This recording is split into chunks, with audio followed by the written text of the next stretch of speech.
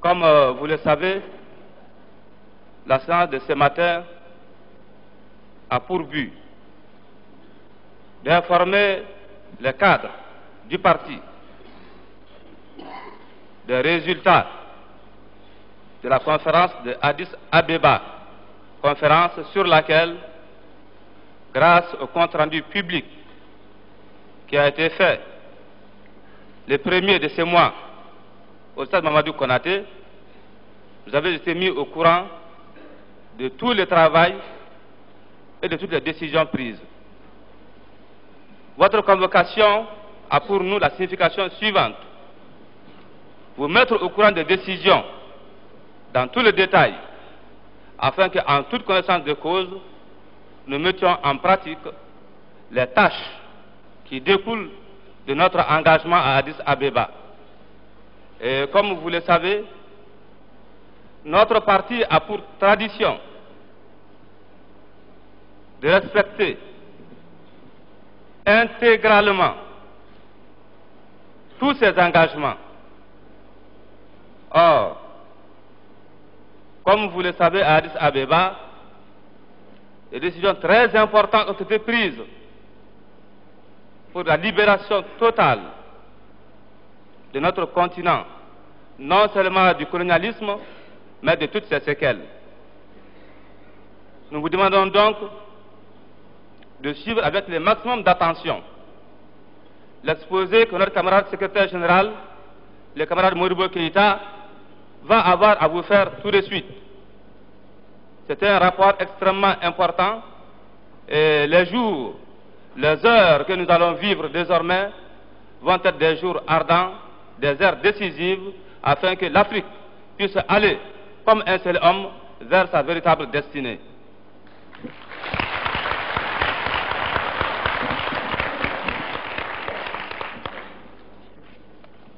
Chers camarades,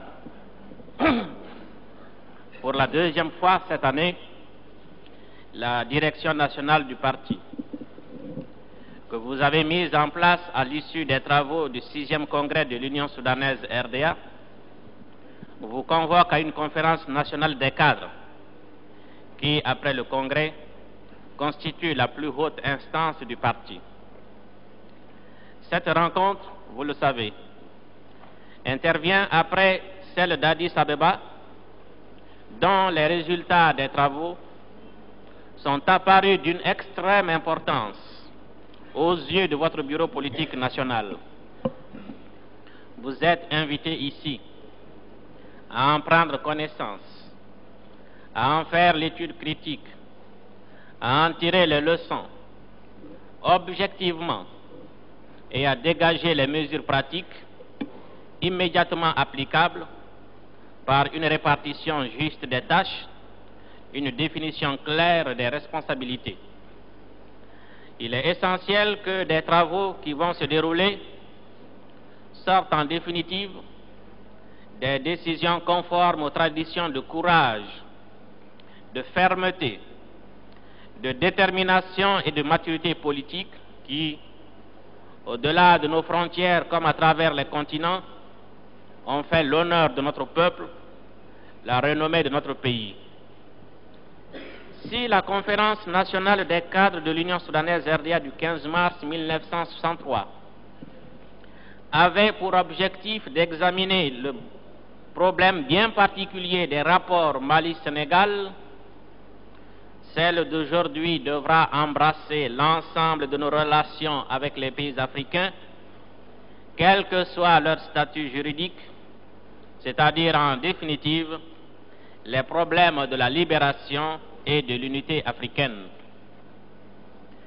Un parti organisé comme le nôtre, démocratique, qui a au surplus l'avantage inestimable de 17 années d'expérience politique, ne peut se permettre d'aborder une telle discussion sans se référer à une doctrine en la matière. L'Union soudanaise est apparue dès sa naissance comme une partie intégrante d'un ensemble africain. Elle était statutairement et effectivement une section du Rassemblement démocratique africain. née dans l'unité, elle a grandi dans ce même cadre, pour la défense duquel elle n'a reculé devant aucun sacrifice. Il ne sert à rien d'énumérer ici les batailles livrées en faveur de l'unité africaine au sein du mouvement, encore moins les efforts vains pour l'institution d'un exécutif fédéral en 1957, pour la rencontre des partis politiques africains en juillet 1958, pour la constitution d'une fédération primaire après le référendum du 28 septembre 1958. Le 30 décembre 1958, notre parti décidait, au nom de l'unité africaine, de rompre ses liens avec le RDA, pour les mêmes raisons. Pour la fidélité au même idéal, notre parti décidait le même jour de constituer, avec d'autres États frères, une fédération. Le monde sait le reste, y compris les événements qui ont conduit notre parti à tracer, au cours du congrès mémorable du 22 septembre 1960 et dans les autres congrès, ce que l'on peut considérer comme notre doctrine en la matière. L'Afrique, à la veille de la conférence d'Addis Abeba, présente une mosaïque d'États de formes constitutionnelles différentes, de conceptions économiques également différentes, sinon opposées, où se dressent côte à côte les tendances socialistes et les bourgeoisies nationales, la planification socialiste et la libre entreprise, le non-alignement et l'allégeance vis-à-vis d'un bloc, l'indépendance réelle et l'indépendance nominale, le parti de masse organisé et la politique personnelle d'un homme ou d'un groupe d'hommes, des armées nationales populaires et des bases militaires de l'ancien pays colonisateur, le pouvoir économique établi jusqu'y compris les monnaies nationales avoisine avec la mainmise du colonisateur sur l'économie de l'ancienne colonie. Comment enfin effacer en un seul coup de pinceau, de manière définitive, les contradictions entre les anciens colonisateurs dont les dissensions étaient trop souvent partagées par des dirigeants d'anciens territoires, affectant ainsi les rapports entre États africains? Ce sont là les questions auxquelles notre délégation était appelée à répondre à Addis Abeba, au même titre que chaque État participant, avec la volonté de créer les bases d'une coopération interafricaine. Notre frère, le président Nkrumah, aura eu le mérite inestimable d'analyser la conjoncture actuelle en Afrique face à l'unité. Ce que l'on a appelé la thèse ghanéenne procède d'une analyse précieuse de la situation de l'Afrique. En effet, l'oppression par le colonialisme virulent et raciste dans les territoires dépendants, le maintien intégral des structures politiques coloniales, économiques, sociales et culturelles dans bien des États indépendants, la décolonisation qui demeure encore partielle dans la presque totalité des États, l'influence réelle que les anciens occupants continuent de s'assurer sur des hommes à tous les niveaux, dans des rouages de l'administration et de l'économie, sinon sur les consciences elles-mêmes. Tout cela apporte la preuve que l'Afrique actuelle continue d'être dominée par une mainmise de l'impérialisme. Ce sera le mérite du président Nkrumah d'avoir mis en lumière cette conjoncture.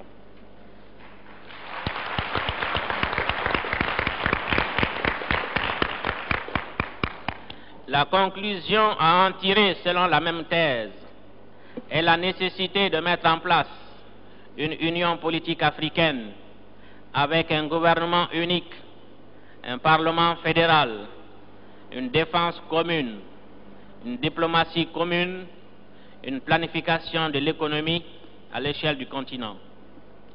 Sur le plan économique, il ne se trouvait pas à Addis Abeba un seul chef de gouvernement qui ne soit pas convaincu de l'impossibilité dans laquelle se trouve son pays de parvenir seul à une économie moderne. C'est au travers de ce prisme qu'une large majorité envisageait le problème de l'unité et s'attachait à créer les conditions favorables aux investissements étrangers, zone économique large, marché suffisant pour justifier l'installation et le rendement minimum d'une entreprise, facilité de transfert de bénéfices, libre circulation des monnaies et des capitaux, etc.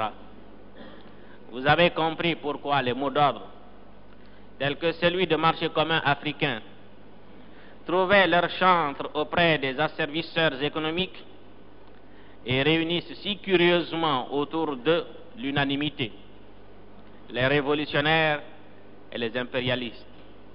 Parce qu'à travers ce vocable qui exprime le sentiment profond et hautement patriotique de l'Union soudanaise RDA, à travers ce slogan qui fut l'une des causes profondes de l'éclatement de la Fédération du Mali, avec ce mot d'ordre anti-impérialiste, par essence, les impérialistes traduisent leurs souhaits intimes.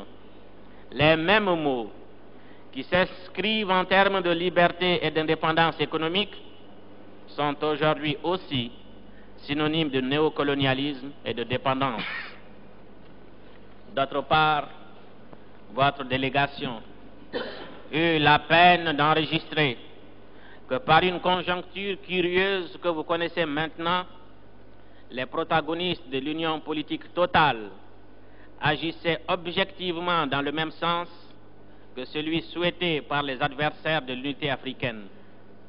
Mieux, les uns et les autres comprenaient la mise en commun des moyens, comme la fusion des différents comités spécialisés mis en place par la charte de Casablanca et la charte de Monrovia.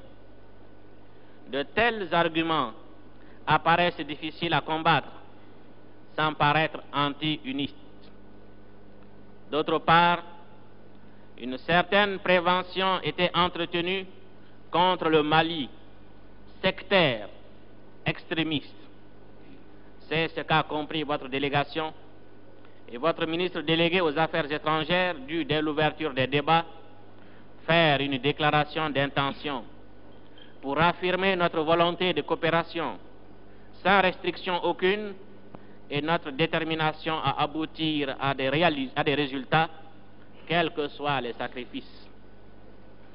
Tout au long de la conférence, ont surgi un certain nombre de problèmes au sujet desquels les opinions s'affrontaient dans la passion. Plus que les conflits somalo-éthiopiens, Maroc, Mauritanie, Nigeria, Ghana, c'est autour du problème togolais que les ministres des Affaires étrangères d'abord, les chefs d'État ensuite, eurent à s'affronter. Pour les opposants à la présence du gouvernement actuel du Togo, admettre une délégation de ce pays reviendrait à cautionner le recours à l'assassinat politique et à encourager la subversion. Par contre, les tenants de la thèse favorable s'appuient sur un argument juridique, à savoir que la rencontre est une conférence dite des États indépendants d'Afrique. Le Togo, répondant à cette qualité d'État indépendant, son gouvernement ne saurait être invité, mais participant de droit, au même titre que les autres. Sa présence ou son absence dépendent de sa seule initiative.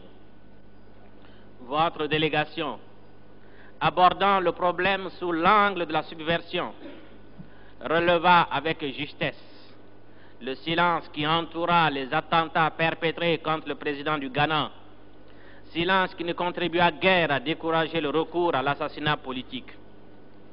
Sur la question précisément posée, le Mali engagea la conférence à laisser à chaque État le soin de tirer les leçons de la situation nouvelle créée au Togo avec le référendum et la mise en place d'un gouvernement et d'une assemblée élue. J'ai mentionné tout à l'heure comment la délégation malienne avait mis en souffrance, plutôt en confiance, nos autres partenaires. Ceux-ci eurent à s'en ouvrir à nous. Il a été constaté ainsi une certaine méfiance des pays dits noirs envers les États arabes. Méfiance qui a trouvé son expression dans l'indifférence vis-à-vis de l'institution de l'arabe comme langue officielle et aussi par l'appel lancé par certaines délégations demandant aux États arabes de se définir entre l'africanisme et l'arabisme. D'autre part, l'absence du roi du Maroc a été vivement commentée. La vérité est que ce pays frère était représenté par une délégation qui a participé à tous les travaux. Malheureusement, elle n'était pas munie de pouvoir de signature. Il y a lieu de penser que dans un proche avenir, le Maroc demandera son adhésion conformément aux stipulations de la charte de l'Organisation de l'Unité africaine. C'est dans ce contexte général que se déroulèrent les travaux de la conférence préparatoire des ministres des Affaires étrangères, où à chaque instant apparaissaient les contradictions entre les thèses. La délégation malienne eut particulièrement la grande satisfaction d'occuper une position privilégiée. Aucune proposition, si avancée soit-elle dans le sens de la libération effective du continent, n'entrait en contradiction avec notre politique ou nos déclarations. Bien au contraire.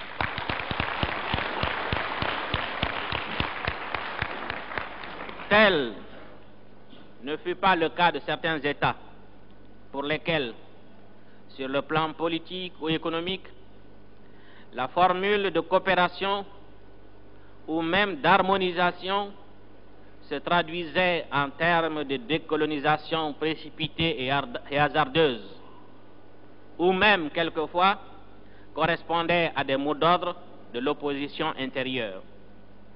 C'est sur la base de toutes ces données que les chefs de délégation, dans leur majorité, rejetaient le principe d'une charte.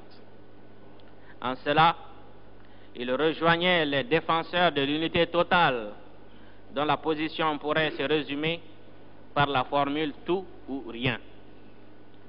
Faire des déclarations générales sur les divers problèmes dans l'irresponsabilité, sur le plan politique, en suivant et même paraphrasant les résolutions de l'Organisation des Nations Unies, procéder sur le plan économique à une harmonisation d'ordre technique et donner une illusion d'unité suffisante pour faciliter l'intervention des capitaux étrangers, sans toutefois affecter en rien les privilèges consentis ou maintenus et tirer un profit politique à exploiter devant son peuple pour se maintenir. Tel était le but assigné à la conférence et qui explique l'opinion de certains observateurs qui ne semblaient rien attendre de ce forum. Cet exposé pécherait par omission si je ne mentionnais les ambitions des uns et des autres, le désir de paraître comme le leader de la conférence et les prétentions à peine voilées au poste du secrétariat général de la charte non encore créé. Votre délégation a, comme de coutume, ignoré de telles préoccupations pour porter ses efforts vers la construction d'un ensemble solide.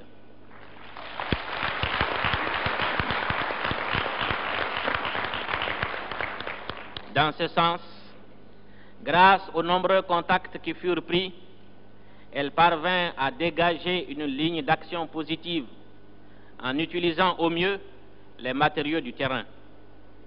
N'ayant de conflit avec aucun État, ayant au contraire pratiqué une politique constante de coopération, étant une nation indépendante aux yeux de tous et au surplus, ne briguant aucun poste, le Mali était bien placé pour devenir le pivot de la rencontre.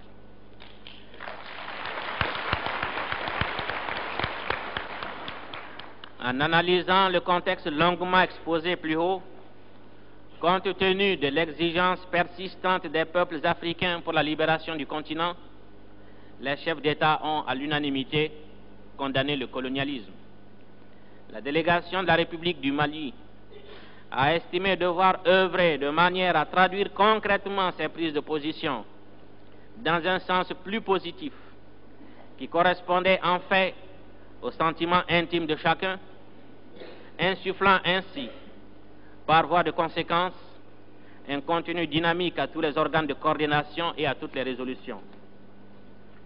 Votre délégation a eu également l'occasion de donner ses vues sur le problème des patriotes en exil dans d'autres pays africains et que d'autres délégations appelaient les éléments subversifs. Nous avons courageusement rappelé cette position fondamentale de notre parti, selon laquelle l'unité africaine passe d'abord par l'unité nationale.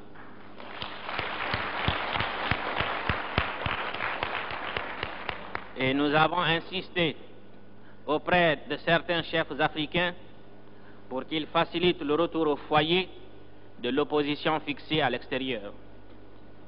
Dans le même sens, la délégation malienne a mis l'accent à plusieurs reprises sur le problème de la coopération des organisations populaires, syndicats, femmes, jeunes, sur la base de la désaffiliation à toute organisation internationale non africaine. Nos efforts se sont heurtés aux réalités de certains pays où souvent seule l'opposition est organisée et où l'unité nationale reste encore un objectif à long terme. Aussi, s'il est vrai que cette coopération est un élément déterminant de l'unité africaine, il est nécessaire que vous examiniez ici même les voies et moyens de réaliser cet objectif, qui conditionne en définitive le succès de l'organisation de l'unité africaine. Faute de quoi, la conférence d'Addis Abeba n'aura servi qu'à garantir certains dirigeants auprès de leur peuple.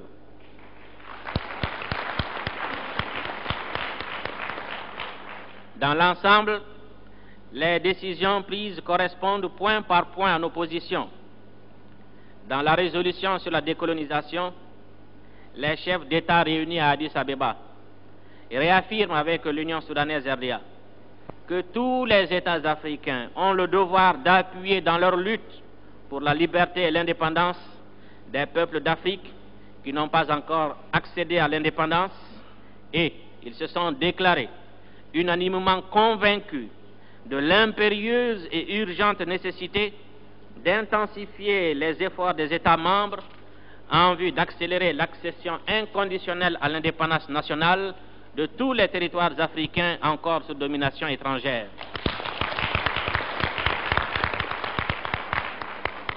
Dans ce sens, la conférence d'Addis Abeba décide la rupture des relations diplomatiques et consulaires entre tous les États africains d'une part et les gouvernements du Portugal et de l'Afrique du Sud d'autre part. L'interdiction des importations de marchandises en provenance de ces deux pays, l'interdiction des ports et aérodromes africains à leurs bateaux et avions, l'interdiction du survol des territoires africains par les avions de ces deux pays. Elle décide d'intervenir expressément auprès des grandes puissances pour que celles-ci cessent d'accorder, sans aucune exception, directement ou indirectement, tout appui ou assistance à tous les gouvernements colonialistes. La conférence annonce aux alliés des puissances coloniales qu'ils doivent choisir entre leur amitié et leur soutien aux puissances qui oppriment. Les chefs d'État ont décidé l'envoi d'une délégation de ministres des Affaires étrangères pour prendre la parole au nom de tous les États africains devant le Conseil de sécurité, appelé à examiner le rapport du comité des 24 de l'ONU sur la situation existante dans les territoires africains sous domination portugaise. Enfin et surtout, la conférence accueille sur les territoires respectifs des États indépendants d'Afrique les nationalistes des mouvements de libération pour assurer leur formation dans tous les domaines.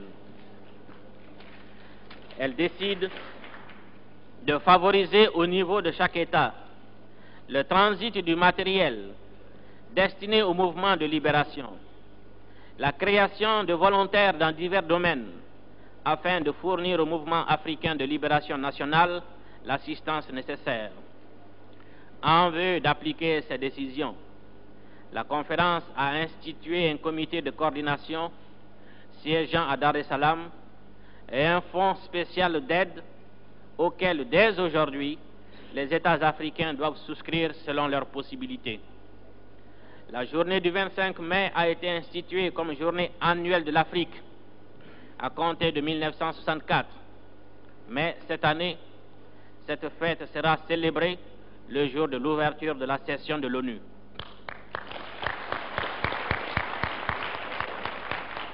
Des mesures analogues et de la même rigueur ont été arrêtées pour mettre fin à la discrimination raciale en Afrique du Sud, sur lesquelles vous avez été amplement informés. Les chefs d'État se sont longuement penchés par ailleurs sur la situation inéquitable faite à l'Afrique dans les réunions, dans les relations et les organisations internationales et ont décidé de prendre toutes les mesures nécessaires pour rétablir l'équité.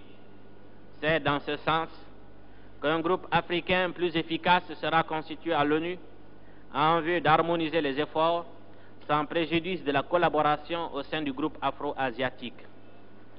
D'autre part, les États africains ont décidé de tout mettre en œuvre pour que l'Afrique devienne réellement une zone dénucléarisée, que par ailleurs soit mis un terme définitif à l'occupation militaire du continent par l'élimination des bases militaires étrangères et l'interdiction des expériences nucléaires.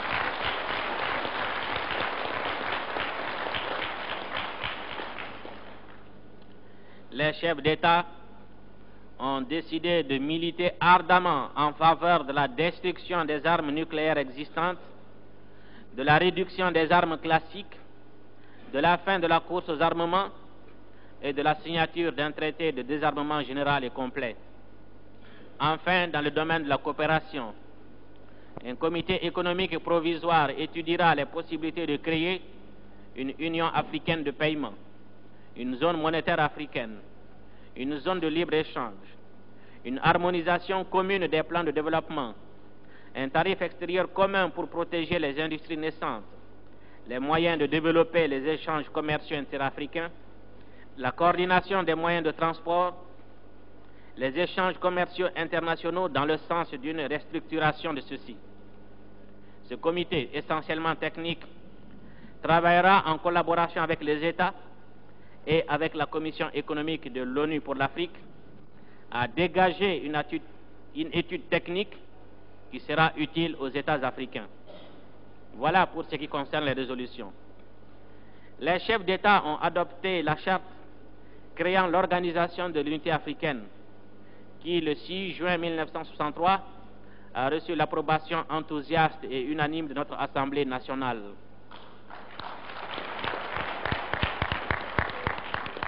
La charte compte aujourd'hui 4 institutions légales. La conférence des chefs d'État, qui se réunit au moins une fois par an, qui est l'organe suprême de la charte. Elle est l'organisme de direction de l'organisation. Le Conseil des ministres, constitué par les ministres des Affaires étrangères, responsable devant la conférence des chefs d'État. Il tient ses sessions 2 fois par an et a pour mission de mettre en œuvre la coopération interafricaine selon les directives de la conférence des chefs d'État. Un secrétariat administratif a été créé, assuré provisoirement par l'Éthiopie, entouré de plusieurs secrétaires généraux adjoints. Enfin, la charte prévoit une commission de médiation, de conciliation et d'arbitrage. En outre, sont créées les commissions spécialisées suivantes: la commission économique et sociale, la commission de l'éducation et de la culture, la commission de la santé, de l'hygiène et de la nutrition, la commission de la défense, la commission scientifique, technique et de la recherche.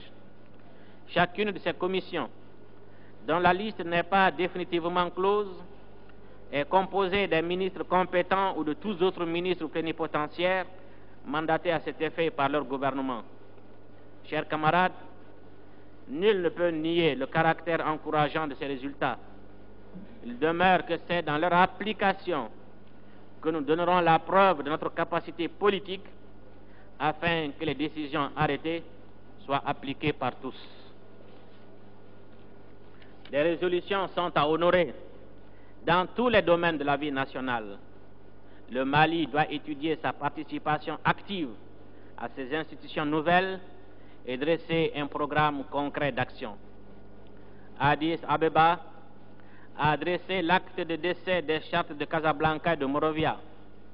En même temps, restent ouvertes les perspectives de regroupement primaire économique, essentiellement économique, sur la base régionale.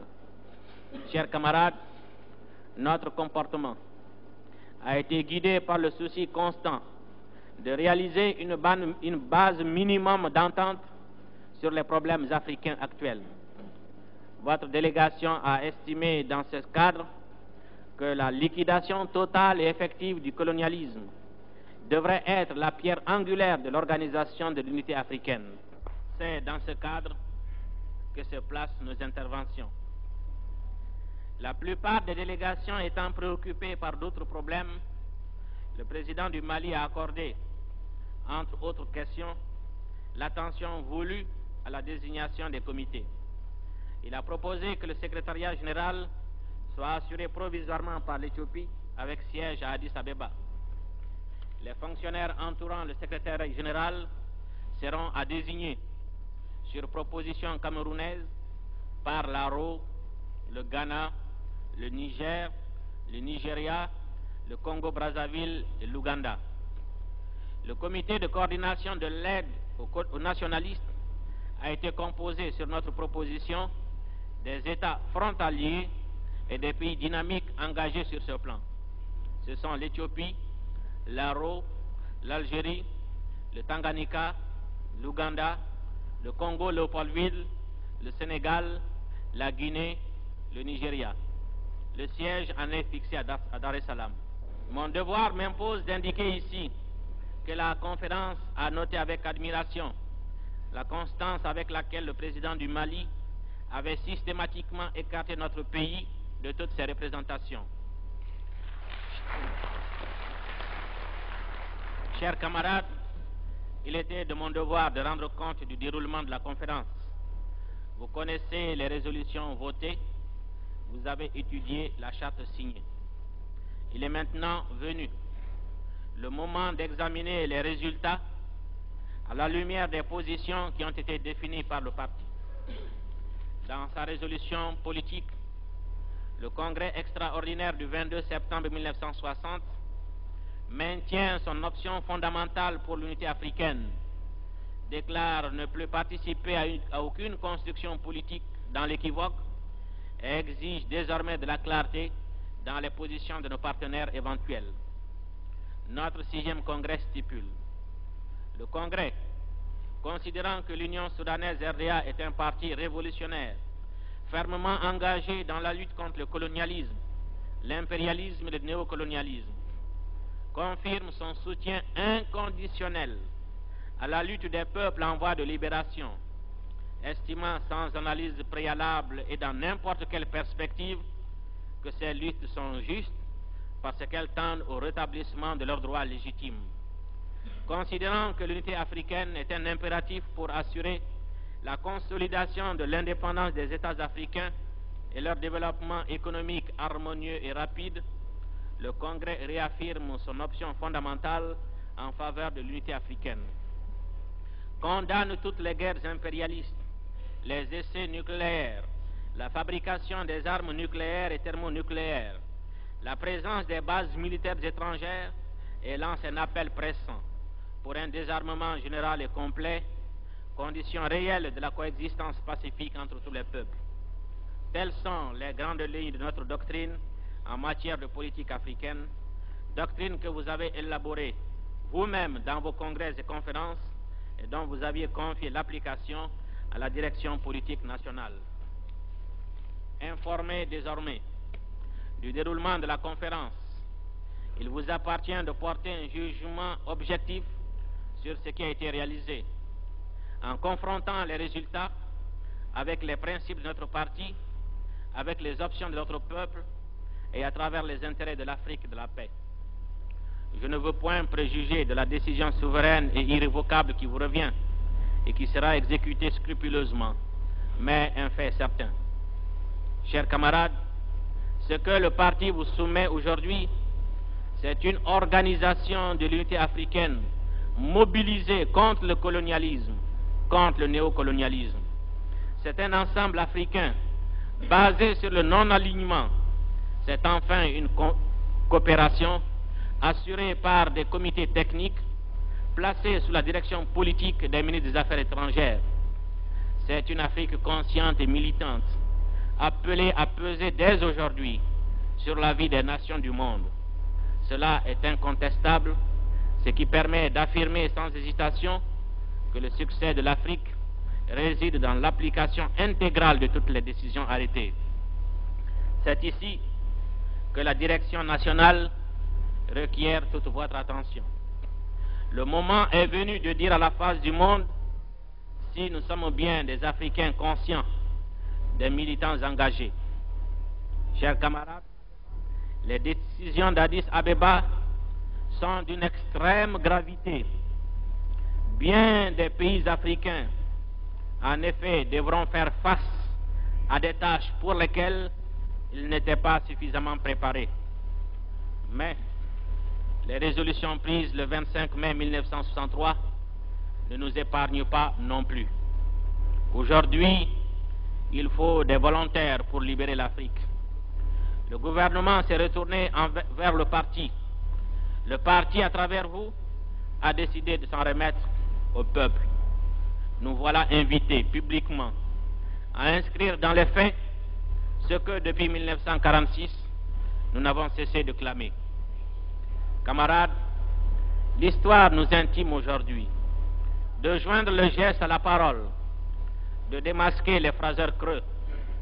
Militants de l'Union soudanaise RDA, le choix nous est donné de nous inscrire au tableau d'honneur des patriotes sincères ou alors sur la lignée bien triste des timorés et des profiteurs. Une telle action extérieure n'est possible que si à l'intérieur les problèmes trouvent leur juste solution dans le cadre du parti. Voilà posé le vrai problème.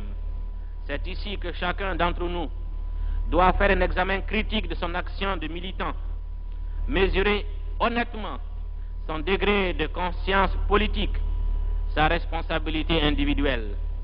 Il est du devoir de chacun de se demander s'il a pleinement joué son rôle dans l'élévation de la conscience politique des militants qui nous ont fait confiance. Si effectivement nous sommes demeurés les gardiens vigilants de l'unité nationale, les défenseurs intransigeants de notre option socialiste. Cette critique objective, sévère, qui doit assurer une amélioration réelle de la capacité politique et à laquelle vous aurez le courage de procéder, est la garante du succès et de l'efficacité de l'action du Mali dans l'organisation de l'unité africaine. L'occasion également exige un examen de notre politique africaine extérieure. Dans les combats que livreront les États frères voisins, notre attitude sera un élément important. Une coopération encore plus fraternelle, entretenue par des contacts fréquents et cordiaux, sera pour eux, comme pour nous, le garant du succès de l'Afrique. De telles perspectives devraient suffire à mettre un terme à toutes les négligences et au laisser-aller. Il faut redoubler de vigilance pour déceler, dénoncer et neutraliser les ennemis du parti du peuple, qu'ils soient à l'extérieur ou à l'intérieur. La République du Mali sera l'une des premières cibles de ceux qui ne peuvent se faire à l'idée d'une Afrique maîtresse de son destin, qui savent aussi que les Maliens sont des hommes d'action et ne se satisfont pas de slogans publicitaires, de déclarations fracassantes sans lendemain.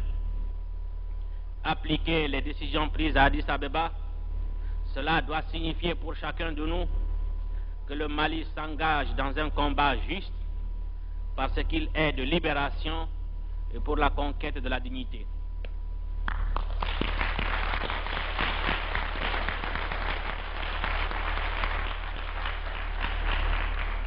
Cela signifie que nous épousons une cause sacrée, celle de l'indépendance réelle, celle de l'unité, celle enfin qui de tout temps est demeurée et demeurera toujours la cause de l'Union soudanaise RDA. Chers camarades, voilà les faits qui sont soumis à votre étude. Il vous revient, avant de sortir d'ici, de dégager des décisions pratiques, mais claires et précises, que votre direction nationale s'emploiera, comme par le passé, à appliquer fermement pour l'honneur et la dignité de notre peuple. Vive l'Union soudanaise RDA.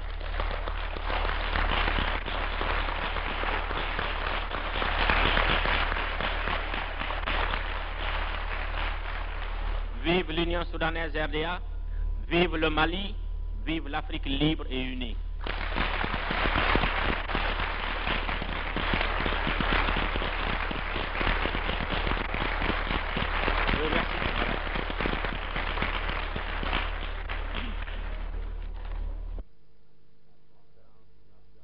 La conférence nationale des cadres de l'Union soudanaise RDA, réunie à Bamako le 9 juin 1963 à la permanence du parti.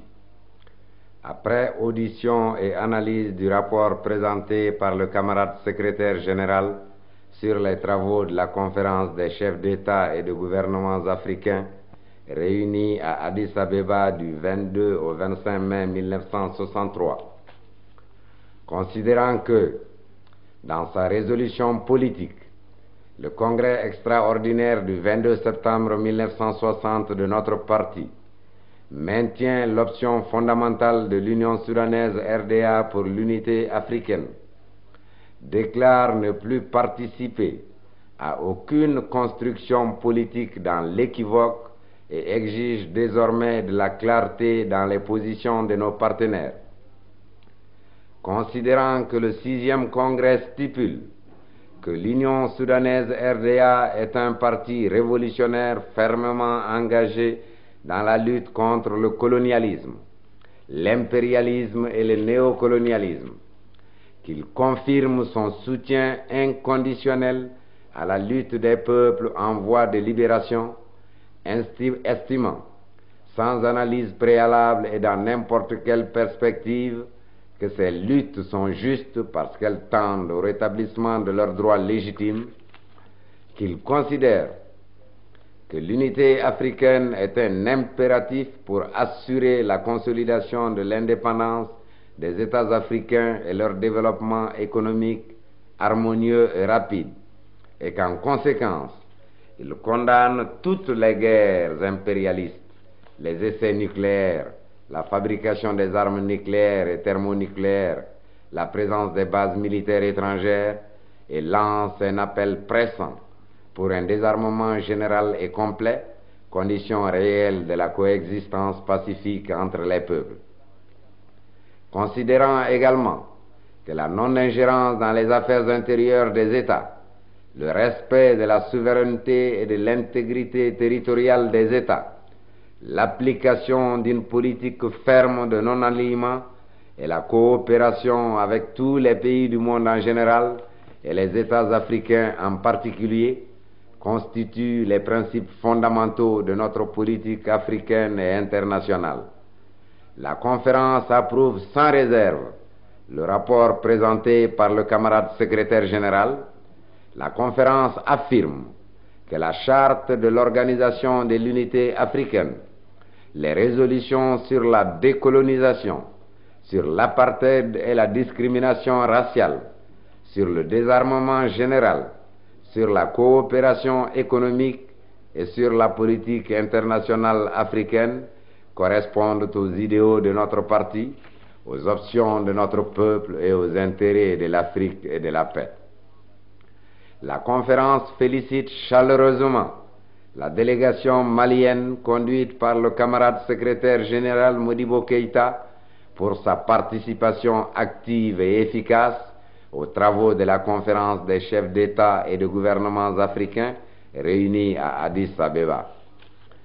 La conférence fait sienne les résolutions adoptées à Addis Abeba et salue le vote unanime et enthousiaste de l'Assemblée nationale autorisant le gouvernement de la République du Mali à ratifier la charte de l'Organisation de l'Unité africaine.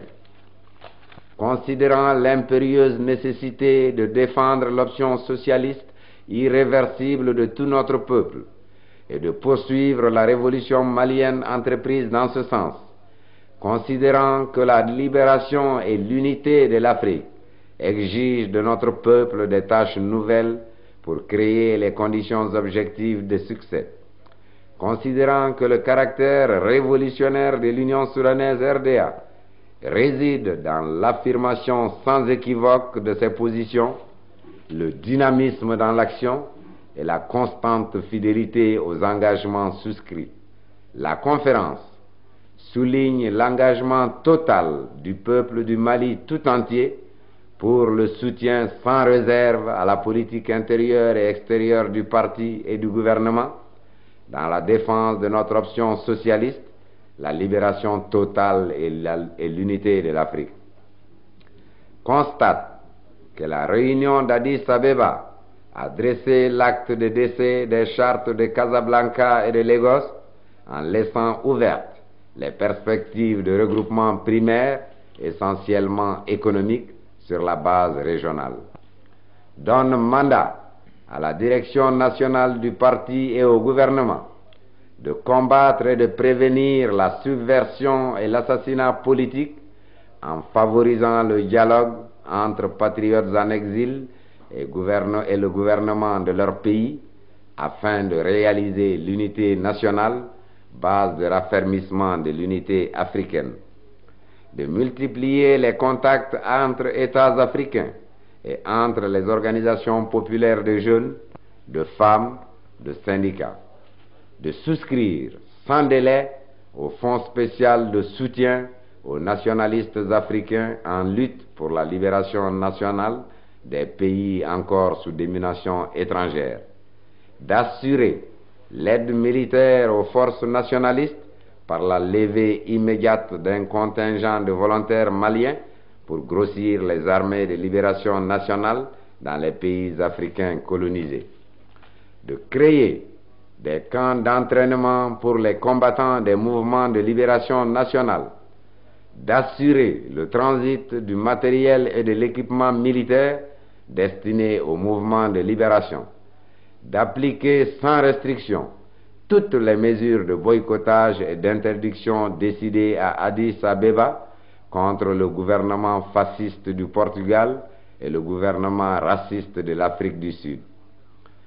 La conférence engage tous les responsables à renforcer les organisations de base du parti pour élever la conscience politique des militants à tous les niveaux. Engage tous les responsables, tous les militants à redoubler de vigilance pour déjouer toutes les manœuvres possibles des forces impérialistes et de leurs agents. Invite instamment tous les militants et militantes à assurer et à perfectionner leur formation idéologique et technique avec une conscience plus aiguë de leurs responsabilités. Engage tous les responsables de section à organiser de façon permanente des cours populaires d'éducation idéologique et de formation professionnelle. La conférence, prenant acte de la détermination enthousiaste de tous les délégués de tout mettre en œuvre pour une application intégrale et révolutionnaire de toutes les décisions issues de la conférence d'Addis Abeba, invite le bureau politique national à veiller scrupuleusement au respect des stipulations de la présente résolution. Faite à Bamako le 9 juin 1963, la conférence.